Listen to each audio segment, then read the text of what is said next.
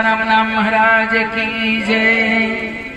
जगत में जब तू आया था सभी हंसते तू रोता था, बना ले जीवनी ऐसी सभी रोए तू हंसता जा।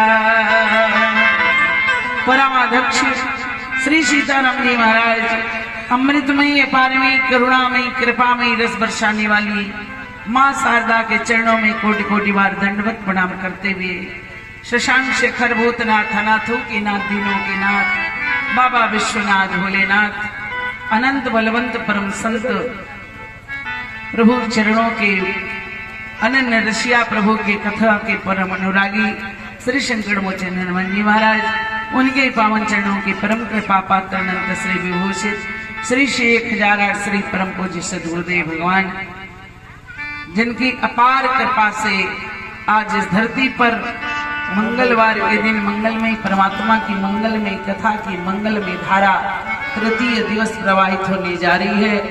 ऐसे अनंत बलवंत परम संत श्री सूर्यनाथ स्वामी के चरणों में कोटि कोटि बार दंडवत प्रणाम करते हुए हनुमान जी महाराज के चरणों के परम कृपा पात्र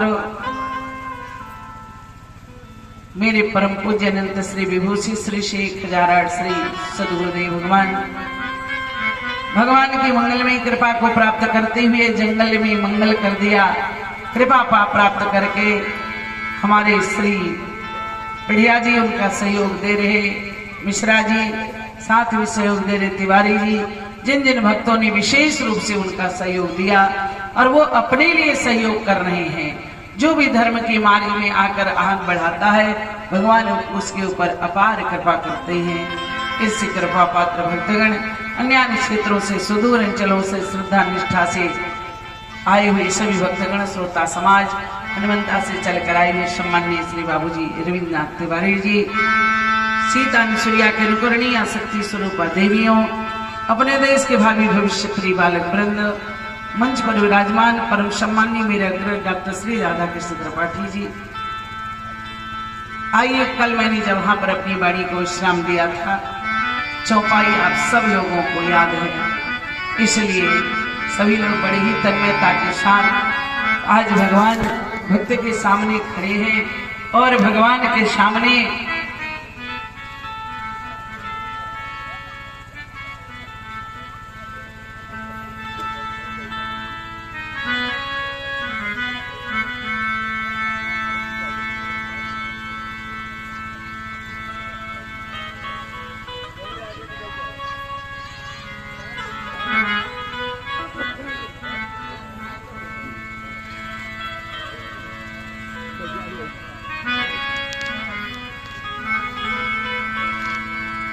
मांगी ना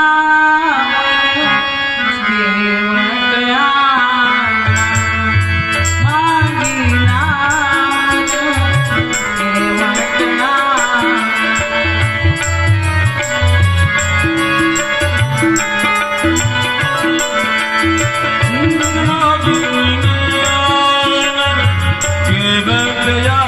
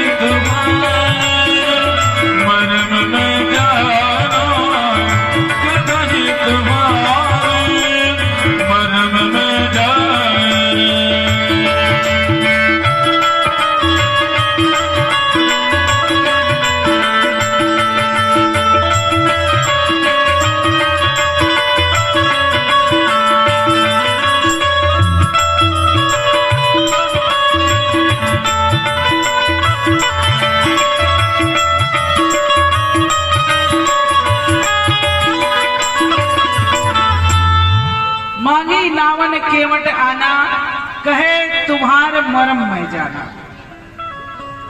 भैया लक्ष्मण ने कहा कौन सा मर्म जानते हो? कल मैंने 2-3 भाव बताया था, कौन सा मर्म? अभी भी केवट नहीं बता रहे हैं कि मर्म मैं कौन सा जानता हूं, और मर्म विशेष है। कहा सरकार, कल जब परमात्मा श्रृंगवेरपुर में विश्राम किए, अपने मित्र गुहराज निखाद को पता चला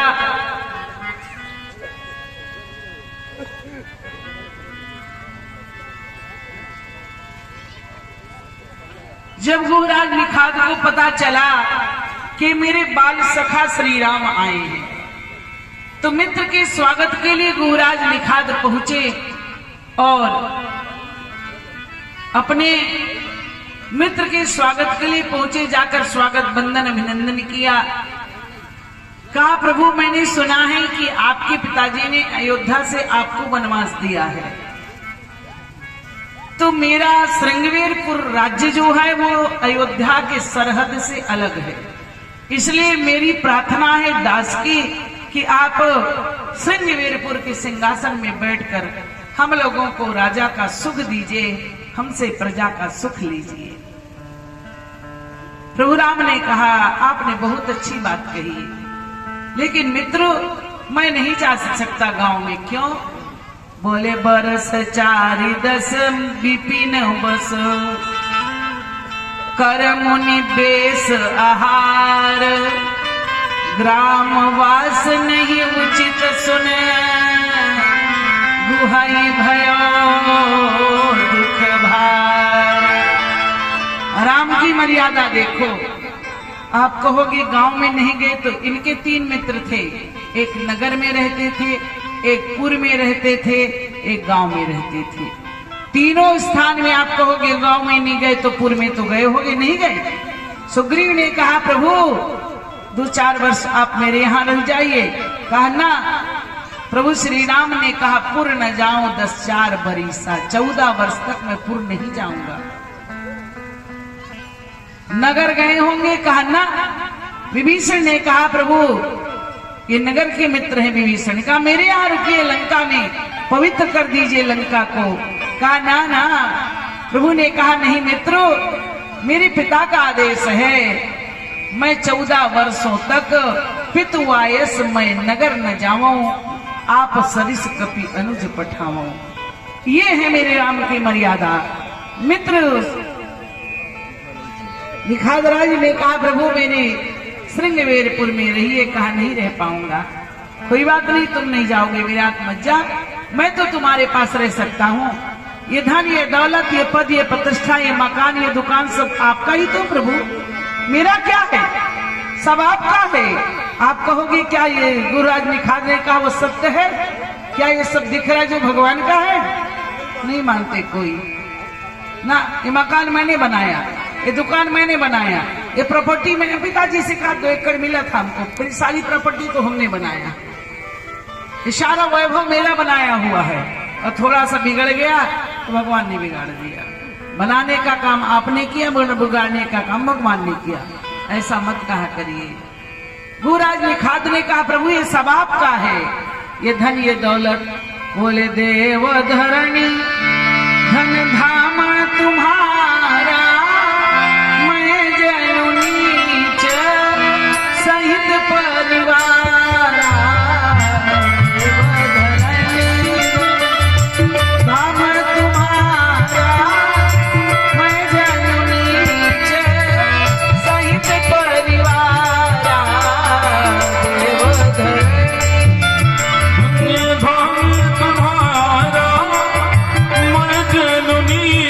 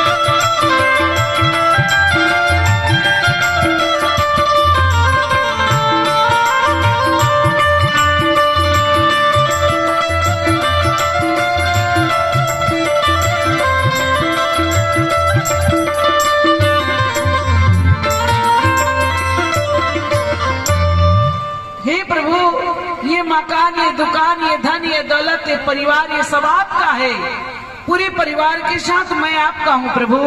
नाथ न सकुच अब आयसु देता, आपका सब कुछ है, मेरा कुछ नहीं है। प्रभु ने कहा कहो सत्य सब सखा सुजाना, लेकिन मोहि दीन पितु आयसु आना। पिता का आदेश कुछ और है, इसलिए मैं गांव में नहीं जाऊंगा। नहीं गए, पूरा निखाद ने कहा तुम नहीं जाओगे, मत जाओ, तो मैं तो तुम्हारे साथ रह सकता हूँ, मैं सर्वस्व त्याग कर तुम्हारे चरणों में रह सकता हूँ। कोई बात नहीं। भूराज निखाद प्रभु के लिए कुशा की साथरी बिछा दिए, कंदमूल फल लाए, लाकर भगवान को भोग लगाया।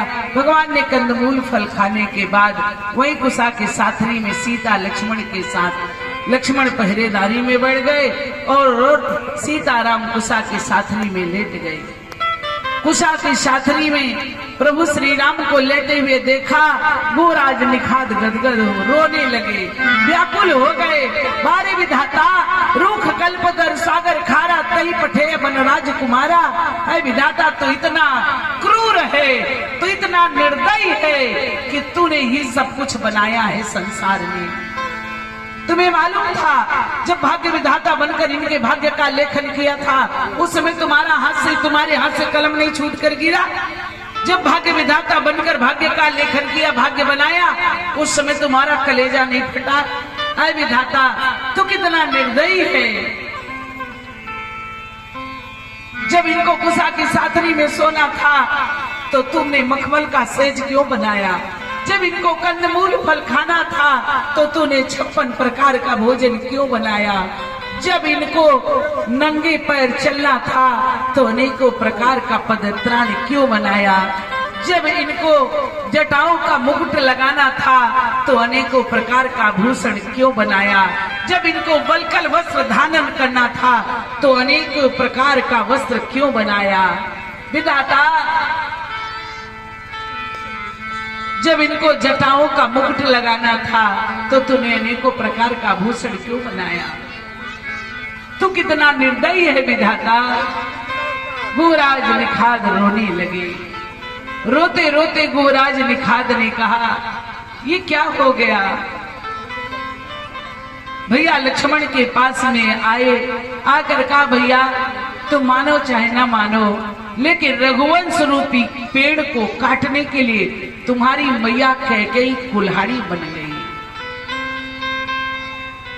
अच्छा नहीं किया कैकेयी ने, अयोध्या का खजाना लूट करके, महाराज दशरथ के खजाना को लूट करके आज महाराज दशरथ को भिखारी बना दिया, चक्रवर्ती दशरथ को भिखारी बना दिया। कैकेयी भूराज निखाद रोने लगे, कहा कैकेयी तूने लूट लिया दशरथ के खजाने को, कैकेयी तूने लूट लिया दशरथ के खजाने को, कैकेयी तूने